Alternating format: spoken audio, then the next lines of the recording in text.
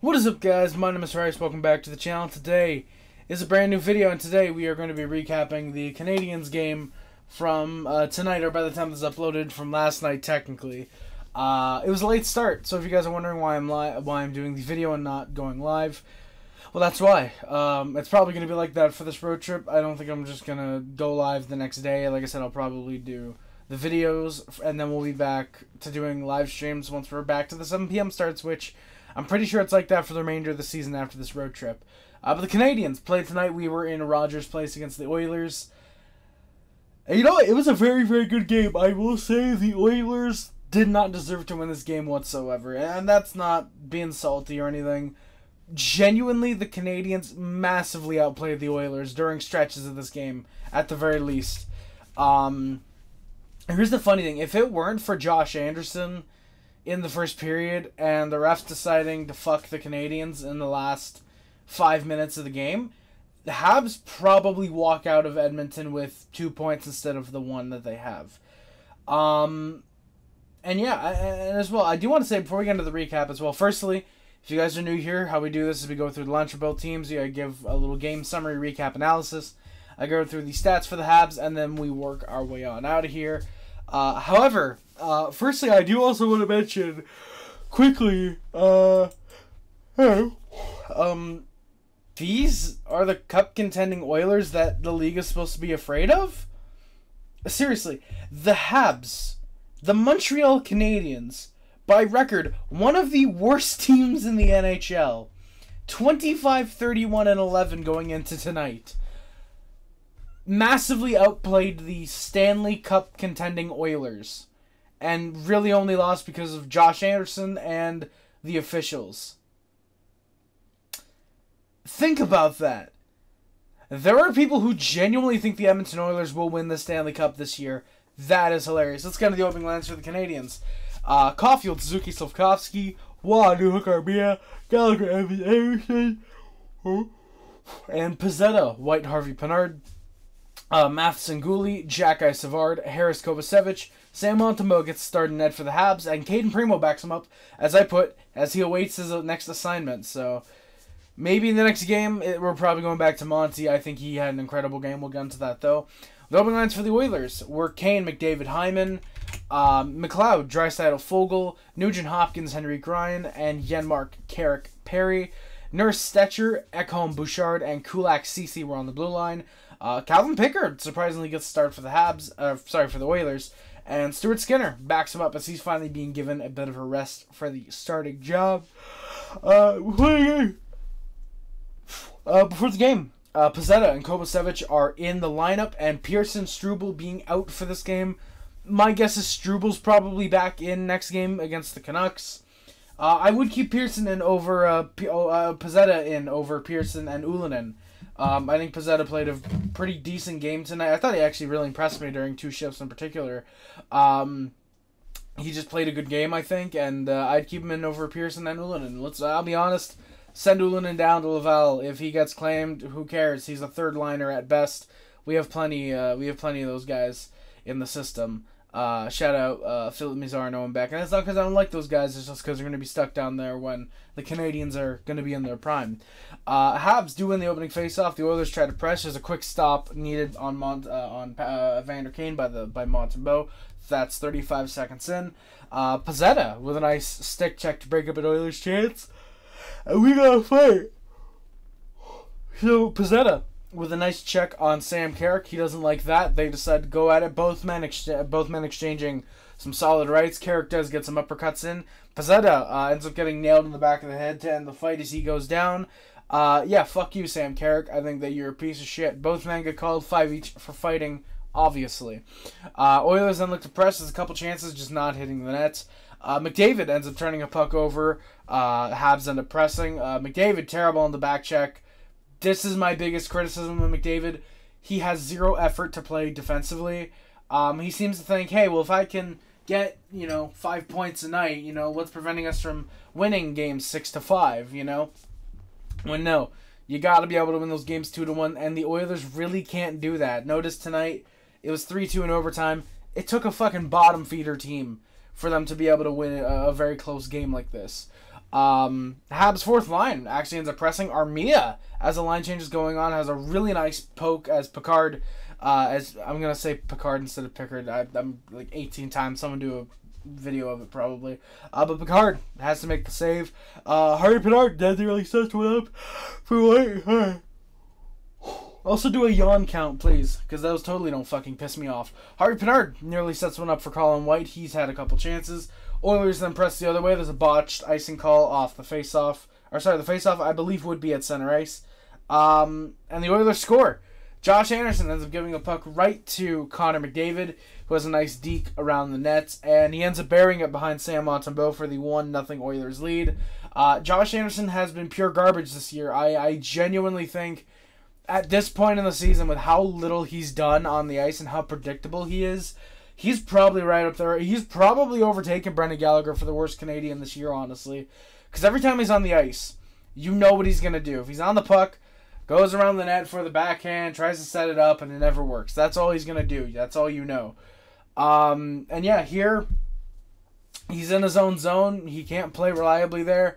Yeah, Josh Anderson is god-awful, and quite frankly, I really hope we find a way to trade him this offseason. I don't care if you got to attach fucking Philip Mazar. It's worth it to get rid of that fuck. Oilers press for the 2-0 lead immediately. The Habs get hemmed in. There's a Bouchard shot that nearly gets blocked, but it is gloved down by Montembeault. Oilers keep pressing. Habs go back the other way. The fourth line, again, with a very solid shift. Armia, nice look. White ends up firing one just wide of the Habs press. One thing I want to note is the fourth line apparently only had 3 minutes of ice time in this first period, which is insane because they generated really solid chances. Like every time that Pizzetto, White, Harvey Pinard line was on the ice, or no, that wasn't the line. It was the it was a mix actually. I saw Pizzetto and Armia out there a couple times, but that one hook Armia and Pizzetto, White, Harvey Pinard line. Because I think it was in the mix of the line changes they were putting Armia with the fourth line. They pressed really well. I thought they had some great shifts. Yeah, I think Armia, honestly, if you wanted to put him on the fourth line next game, the only issue is then you have to play one of Harvey Pinard, Anderson, and Brendan Gallagher on the second line, which I don't think you want to do. I think you actually want to have a chance to score. But if you want to put Pizzetto and White on the second line, or Armia down on the fourth, honestly, I liked how they played on a couple shifts this game, and I think that they absolutely could have... They should have gotten one. It sucks they didn't, though, because they had a very solid game. Oilers, off a weird bounce, though. McDavid ends up getting a good shot on net. The rebound is in the crease. Guhle saves it right near the line. That was the save of the game, easily, in my opinion. Shout out Kaiden Guhle, the Edmonton homeboy. And also, I want to say, McDavid was very quiet tonight. The only thing he did was score. He scored a very nice goal where he was able to deke out the Habs D and put it behind Montembeault. That was all he did. He was not showcasing that McDavid's trademark skill because the Habs know how to shut McDavid down. Yes, he scored tonight. Okay, he got an assist on the game-winning goal. He really was not impressive. He was honestly looking like your generic second-line guy who has zero defense.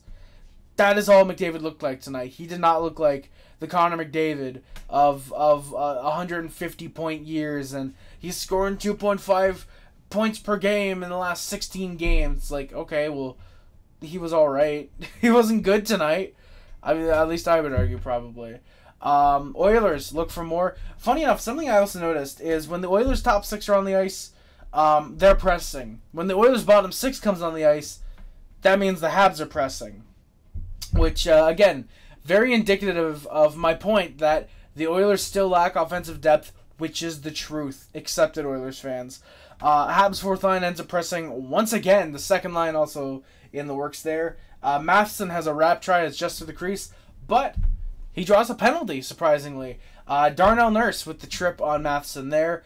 The only thing of note there, Slafkovsky hits the crossbar. He was inches away from tying the game up. Genuinely, I thought it went in because of how it looked. But they did show another angle, and nope, it was just boom, right coming up clearly off the cross. That sucks. Second unit would end up pressing, but the Habs are 0-for-1 on the power play. Habs in the final minute continue to press, not many shots. Oilers do it in the final seconds. Get a chance off of an icing though, but they cannot put it home. Shots are 8-7 for the Canadiens and the Oilers with a 1-0 lead after the first period, though. In the opening minute of the second period, Oilers nearly get a break. Seconds into the period, good D play gets that stopped very quickly, though. Habs do pressure early. Third line, surprisingly, with some zone time, that Evans line trying to get something on net. They just really couldn't. There's some back and forth chances at both ends. Guhle has a nice play. Oilers were really pressing from the middle and the slot. Habs were really trying to use the walls to get their offense started. There's a puck that then takes a weird bounce as Picker goes behind to grab it, but it's not a David Savard moment. It is off the side of the net, unfortunately. That almost would have tied the game. That would have tied the game up if that had gone in. Anderson with a very terrible shift. He had multiple ones tonight. He has time and space. He's right near the slot. He's at the right side of the left circle. He's got the puck.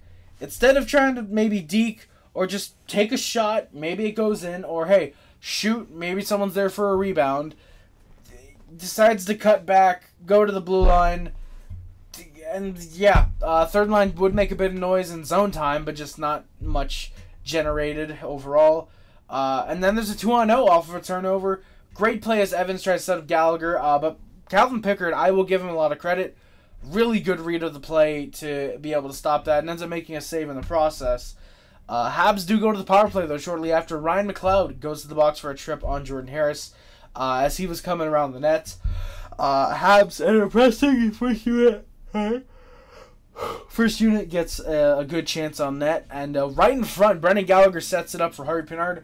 Tipped and just stopped by Calvin Pickard. The rebound is out. The Oilers do get the clear. Habs are 0 for 2 in the power play. And the Habs are really grinding it out at this stage in the game. Plenty of good board battles. They were working hard to get shots on net. Just couldn't beat this fucking Pickard guy. And yes, I know who Calvin Pickard is before anybody in the comments tries to tell me. I do know who he is. But still, like, fucking in the grand scheme of things, like, we can't beat this Pickard guy right now, which is weird. And then it's 2-0 Oilers. Adam Henrique ends up with a wide open net off a shot, and it just takes a bad bounce right in front of him. He's in the crease, buries it. Montembeault didn't have any chance. Savard barely even had a chance to read where the puck was going to bounce as he was trying to cover Henrique. Yeah, that goal that just sucks to allow. That's just one where can't blame anybody. It's just a really really lucky goal for the Oilers. I put 2-0 Oilers will win this game. I was right, but not in the sense that I thought that this game was over by now. Canadiens do press to get the game within one, but there's just nothing on net. Waugh then gets a sudden break off of an Oilers non-icing as the puck was flipped. Takes the bounce and just nice to keep it rolling, but not enough for an icing. Does get the pass right to Waugh, but that's stopped by Pickard on the backhand. That sucks. That would have been great to get the Habs back in it. Habs then go to the PK. Matheson's called to the box, sent to the box for roughing. I didn't see the replay. I can't tell you if that was a good or bad penalty. I'm just going to say it was fair because why not? The refs are pretty consistent. Oilers do keep, and that's not a jab. Genuinely, the officials are actually the best in professional sports, which is very sad. Oilers to keep control of the puck. They get a couple looks. They do not get a 3-0 lead, though. Habs with some very, very solid D to stop McDavid from being McDavid. The Habs are 1 for 1 on the PK. They end up with that.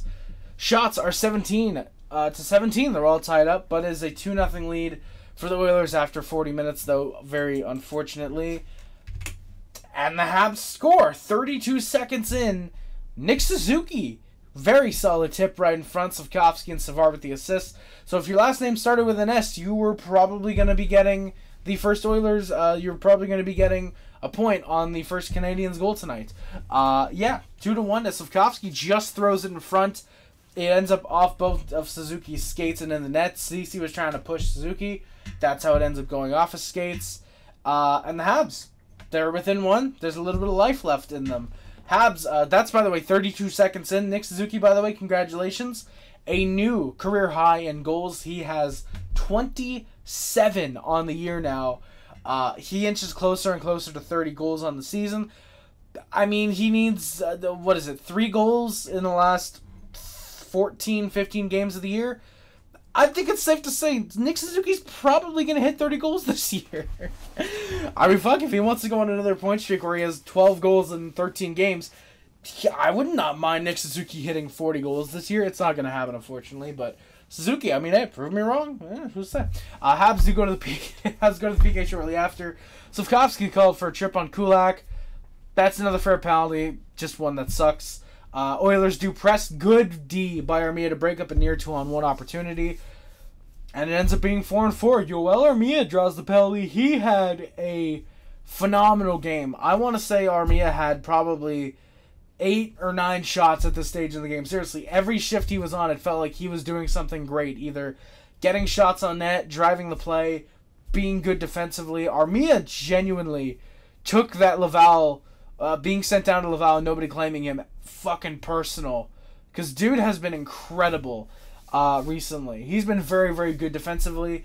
It sucks he didn't score tonight, because I think that would have been a really nice reward, is to have Armia get a goal, or at least a point. I think Armia deserved that for how well he played. But I don't know. We play Vancouver next, so I mean, he's probably going to score a 5-goal game, let's be honest. But Draisaitl, or as I put in my notes, Draisaitl, gets called for the hook on Armia.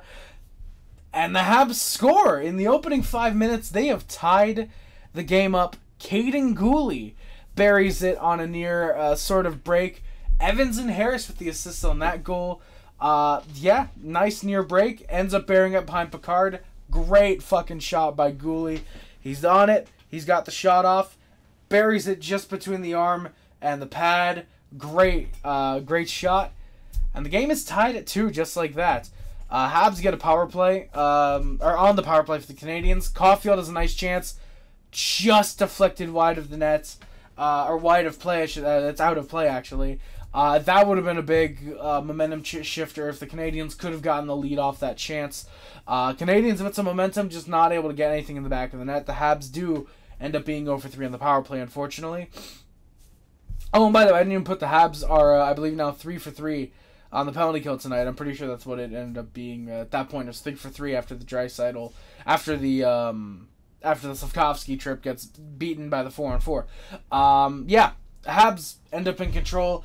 This third period was very good to the Canadiens. At least the first 15 minutes of the period were.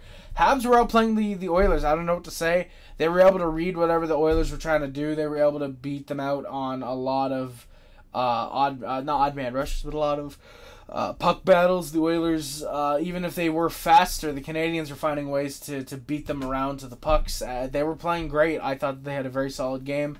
They looked like a near playoff team, honestly, tonight. And I'm very happy. Honestly, if the Canadiens can just even play, I don't even care if they lose every game for the rest of the year. If they play very well, they end up losing maybe 2-1, 3-2, 5-3, stuff like that. I just want them to play well, because I think that's a big indication that next year the Habs are ready to take the next step into being a playoff team again. Maybe not a playoff contender, but at least, oh yeah, the Canadiens look like they should be a playoff team. I think if they can be that next year, I'd be very happy with that. You're going to have Hudson, Reinbacher, and Mayu all getting looks for the rest of the year, more than likely. I'd assume they probably start getting the looks once we get back from the road trip. That's what I would assume. You're probably going to have Philip Mazar, I think, pushing at the very least for the fourth line role. You're probably going to have Sean Farrell, I think, in training camp, getting a very, very good look. Primo probably gets some good chances in preseason, along with Jacob Dobesh, I would think. I'm not saying Dobesh challenges for the backups role, but, I think he will get good looks. I think the Canadiens are going to be very set for next season already, funny enough. Depending on if they, of course, end up trading for Trevor Zegras, they end up making free agency moves. I don't think that's going to happen. Maybe Cole Hudson is about to be a free agent, Marty, and I can't think of their names, Hughes and Gorton. So please sign him if you're able to. So yeah, we do need a second line right winger, Cole Hudson. If we do want to draft the other Hudson, I can't remember his name right now. Lane said he's supposed to be even better than him. I can't remember his name right now. But I don't know if we want to have all three Hudsons. We could have the Hanson brothers, just lots of offense instead of lots of physicality. But yeah, the Habs were in control. Several big looks. Canadiens just generating very good chances. This is where I put Armia leading the team in shots. He actually was leading the team in shots. He actually was leading the team in shots. Very, very confident tonight. He's not making dumb mistakes. Very good defensively. Very good shots he's taking. There's a nice deke in the slot. He has a backhand just wide of the net. The Habs really had the Oilers hemmed in. There's about 2 minutes of pressure that ends up actually leading to an icing on the Oilers. However, off that, they do win and push back the other way. And Montembeault robs Connor McDavid with 8 minutes left in the contest. He ends up holding. We actually get our first commercial break of the period 12 minutes in, or with 8 minutes left in the game. Montembeault just on a really nice cross crease is able to stop McDavid there. Anderson nearly gets found for a break, but the pass is just too fast for him. Unfortunately, Pickard does come out to play it. Gahle ends up finding Anderson moments later. A big stop by Calvin Pickard. Anderson probably had the chance of a lifetime to end this game. Great glove stop by Pickard to just end up robbing Anderson. And something I noticed, firstly, Jack-Eye taking a lot of shots. He was really winding up, slapping it. First one he took, wide of the net. 2 or 3 other times he did that perfectly on net, looking for a tip. And I see Jack-Eye doing that. But this time he goes to wind up, and there's an Oiler that's going to block, so he ends up passing. I like that Jack-Eye is that smart to be able to adapt that and think, hey, I take some shots, the guys are going to start blocking me. When they're blocking me, I'm going to be able to start taking some shots because they're going to see, oh, he's going for that. Get us to block him. We're going to go cover the pass instead. I like that about Jack-Eye's game. It's always constant. It's really evolving this year, at least I think. Oilers do look for the leading goal. McDavid has a shot that's way out of play. And the Habs go to the penalty kill with about 3 minutes left. It's a hooking on David Savard. That can't be a penalty this late in the game. I think it was a legit hook. It was a good call to make. Or it was a good penalty to call, but I don't think that you should have called it that late. I get you want to even up the penalties. I actually think that gave the Oilers the lead. Because the Habs are 0 for 3. The Habs are 0 for 3. I'm pretty sure that made that gave the Oilers their 4th power play of the game. You can't call that this late in the game. Oilers with big time pressure. They really wanted to end the game in the last couple minutes. Lots of momentum for them. Montembeault then makes a great stop to rob McDavid once again. Or that time was with the pad. The other time was on a little bit of a scramble, and he ends up covering the puck on McDavid. Just a very, very solid save by Monty. The Oilers do pressure. Habs get the kill. We're 4 for 4 on the penalty kill. And the Habs go back to the penalty kill with 27 seconds left in the third period. Armia is called for a double minor high sticking on Adam Henrique. So what happens is, firstly, there was allegedly a missed trip as Corey Perry goes down, but he apparently had left his feet to try and hit someone. He ended up not doing it. And then Armia's cutting in the zone. He's throwing the stick, or not throwing the stick, but he's letting go of the stick with one hand to try and get around Evander Kane, and Kane pushes the stick into Adam Henrique's face. Double minor to Armia. I mean, you can't call the 2 because there's blood, so it's either the 4 or the 0. At that point, you gotta call the 0, honestly. If you're gonna call 4, you gotta call interference on Armia and then embellishment on Adam Henrique. I get a stick in the face hurts. They're not fucking wooden like they were in the 70s and the 80s. I think in the 90s when they started bringing the vibranium or whatever they're using now. They're not wooden sticks. These are sticks that are actually meant to last. These are sticks that aren't going to break as easily. Funny enough, in the best way possible. They're lighter, yet they don't break as easily. That's very funny. In my opinion, you got to call the 0 there. You've already handicapped the Canadiens once in the last 5 minutes. You can't do it again. And in my opinion, I don't think that you can really penalize Armia because he had such a great game. And leading into that's really an unfair call for Armia, in my opinion, or on Armia. Oilers do press, but there's nothing. McDavid ends up nearly getting one just over the shoulder, but that's floated over the net. And we're going to overtime. It's a 2-2 tie game. The shots are also tied at 25-25 each. Oilers do in the face-off, and they press. Habs end up getting a clear. Suzuki has a really nice time killer as he ends up going one-on-one with Bouchard, only to throw the puck all the way back down into his own zone. and I believe it was Matheson ends up getting the clear back down. So that killed off, I want to say, a good 30 seconds, which very smart of Suzuki. Even though it would have been nice to see him try and deke out Bouchard, go for the winner, make the smart play, kill that time, and then when you got the chance, you spot back, see the guys open, pass it all the way back, and then you get the clear. I like that a lot more as again the safety option. Yeah, Habs with great setup in the penalty kill. They're very much a diamond formation. Noting that the Oilers were trying to get a lot of offense from their blue line, they were sending 2 guys out to cover. Or one guy. They were most of the night they were. This time they had to send 1 guy because it was a 4-on-3 because it's overtime. But the Habs playing very well defensively. They're not letting the Oilers get a lot. Despite that, funny enough, the Oilers suddenly end up scrambling in front, trying to poke at a somewhat loose puck. Montembeault makes 3 or 4 stops on that alone. He played very well in this game, and that overtime was just another example. Oilers, like I said, were poking the puck loose, or trying to poke a loose puck. Monty, though, stands tall, keeping the Habs in it. And then the Oilers win with about 15 seconds left on the penalty kill for the Canadiens. McDavid sends it across to Draisaitl, 1-times it in. That ends the game. It really sucks, especially because Monty, about 10 seconds earlier, had robbed Draisaitl on a really good chance.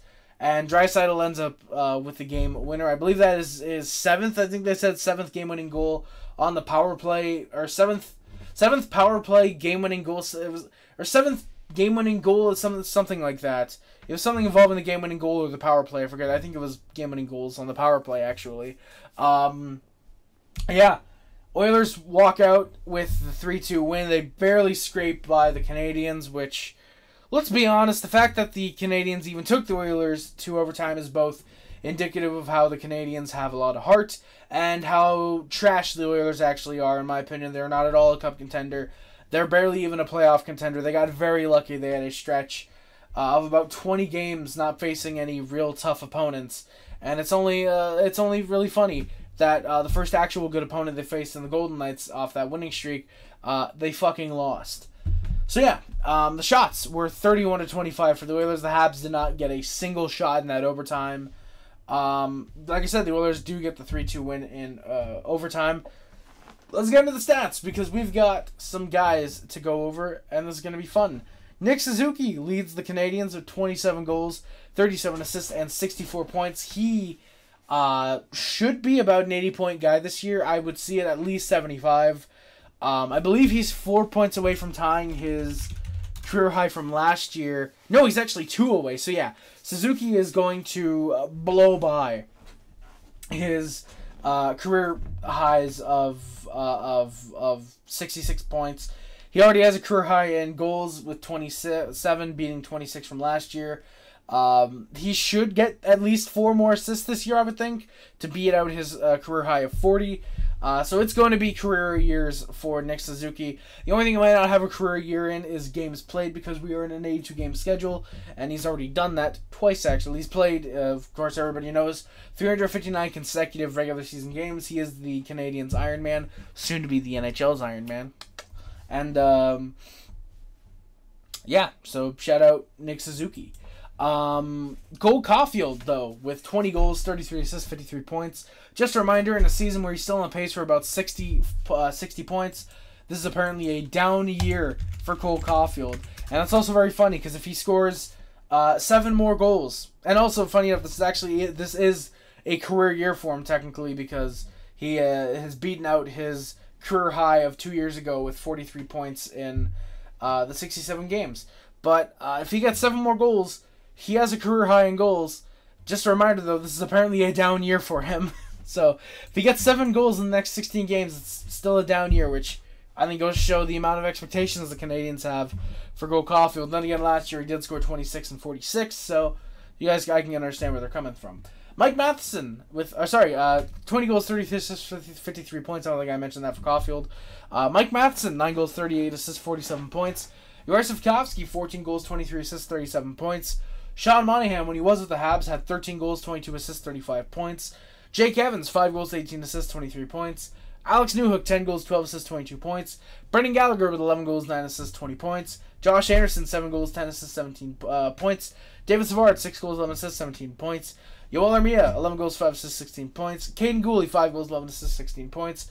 Justin Barron, who's currently down in Laval, 6 goals, 6 assists, 12 points. Tanner Pearson, 5 goals, 7 assists, 12 points. Arbor Jackeye, 4 goals, 6 assists, 10 points. Michael Pizzetta, 3 goals, 7 assists, 10 points. Jonathan Kovacevic, 3 goals, 6 assists, 9 points. Jordan Harris, 2 goals, 7 assists, 9 points. Joshua Waugh, 4 goals, 4 assists, 8 points, Rafael Herpenard with goals, 7 assists for 8 points. Christian Navarro, who's unfortunately out for the remainder of the year, and Jesse Ullinen each have 3 goals, 4 assists, 7 points. Jaden Struble, 2 goals, 4 assists, 6 points. Gustav Lindstrom, when he was with the Habs, had 3 goals, assists, 4 points. Mitchell Stevens, who's currently down in Laval, had 2 goals and assists for 3 points. Kirby Dach, who's out for the remainder of the year. Caden Primo and Sam Montembeau, they all have 2 assists. Brendan Gignac has a goal, and Jake Allen, when he was a Canadian, had an assist. Caden Primo has both of the Canadiens' shutouts this season. In terms of fights, Michael Pizzetta's got 7 after tonight. Arbor Jackeye's got 5. Josh Anderson's got 4. Kaiden Guhle and Jonathan Kovacevic each have 2. Josef Kowski and Tanner Pearson and Jaden Struble, all 3 of those guys, each have a fight this year. So yeah, guys, that's going to do it for today's video. Thank you guys again so much for watching. Please do not forget to like, comment, subscribe, favorite, share, anything which includes, but it's not limited to YouTube, Facebook, Twitter, Instagram, Tumblr, and everything else. My name is Rice. Subscribe to the Puff Club, the H Clubs, Hub Up, D Nation. If you remember the Want Squad, the Amber comments is much greatly appreciated. Thank you guys again so much for watching. Links to description are out of the Amazon wishlist, the PO Box, the PayPal, the Discord, the Letterboxd, Creator account, the Twitch, Streamlabs, and the Have Normals podcast are out on there as well. Thank you guys again so much for watching. My name is Rice, and I am out. Out of my hours, remember, no matter how bad we work this year, how okay we've been like this year, and how much better we'll be like next year. Go Habs, go baby. Thank you guys again so much for watching. My name is Rice again, and I am out. Love you guys. See you guys. Bye guys. Love you guys. See you guys. Bye guys. Love you guys. See you guys. Bye guys. Bye.